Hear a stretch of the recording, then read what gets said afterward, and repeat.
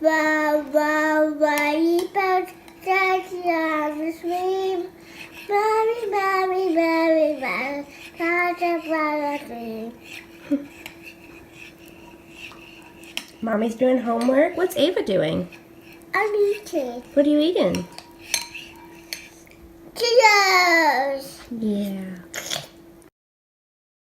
Mackenzie Cox is a 22-year-old senior at UNCW. In addition to studying and filling out applications for graduate school, like most young women her age, Mackenzie is also a single mom. Pregnant at 19 and a mom at 20, her daughter Ava is 2 years old, and Mackenzie is therefore constantly striving to maintain balance between university life, raising a toddler, and working 25 hours a week to support herself and her child.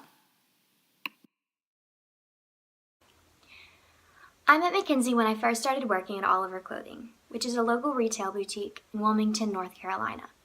For the first few weeks, all that I knew about Mackenzie was that she had a young daughter named Ava, and that she was raising her with the help of her then boyfriend, Andy. Over time, Mackenzie became more than just a coworker or even a friend to me. She became like a big sister, in part because we shared the same work ethic around the store, but mostly because when we were together, we just had a good time.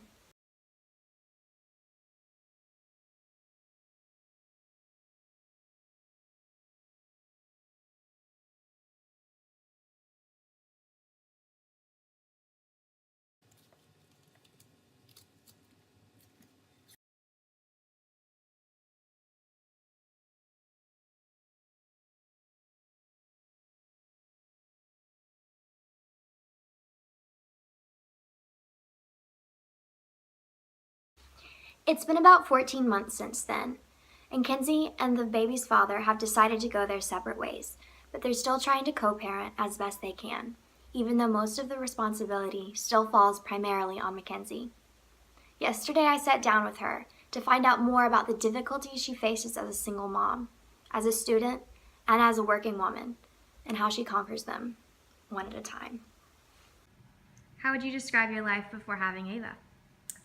Before I had Ava, life was much easier, not as chaotic, but also not as fulfilling, for sure.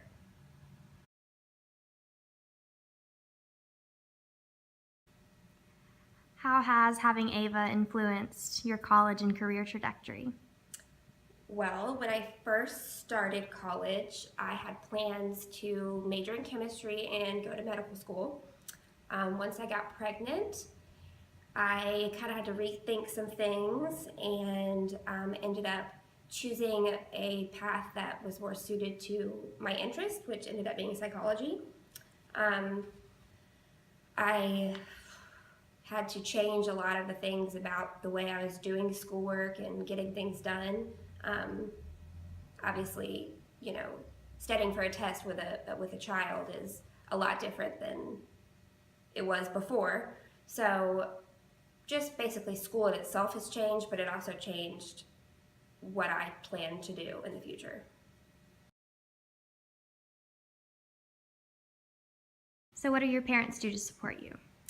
My parents pay for a house for Ava and I to live in. They also help several times a week with keeping Ava, whether it be when I go to school or work or when Ava's father is not available or whatever. They help with childcare, and then they help a lot with my bills, such as rent, car payment, insurance.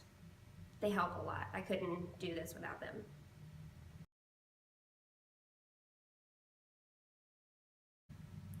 Describe your typical weekday from the time you wake up till the time you go to sleep. Let's see, a typical weekday where Ava and I both have school. We wake up probably around 7 or 7:30. We have to get her ready, get her dressed, food, breakfast, pack her lunch. Then I take her to school. After I drop her off at school, I go to school. And then I'm there till about 2 or 3, depending on the day. And then I go back and pick up Ava. And then I take her home so she can nap.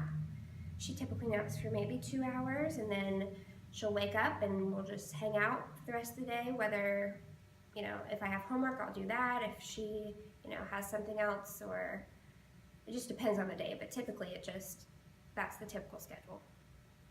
So what happens on days that you have to work? So on days that I have to work, like for example, Tuesdays, Ava and I wake up and we just hang out in the morning, and then I typically come to work at 3, and then I would bring her to my mom's house on the way to work.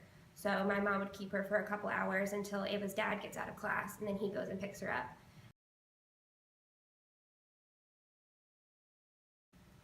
So what are your career and personal goals for the next 5, 10, 15 years? Well, I'm going to graduate in May with my bachelor's in psychology and a minor in neuroscience. I am planning on eventually getting my PhD in neuroscience. That I'm thinking I'm going to do within the next 10 years, but immediately after college I would like to get my master's in data sciences.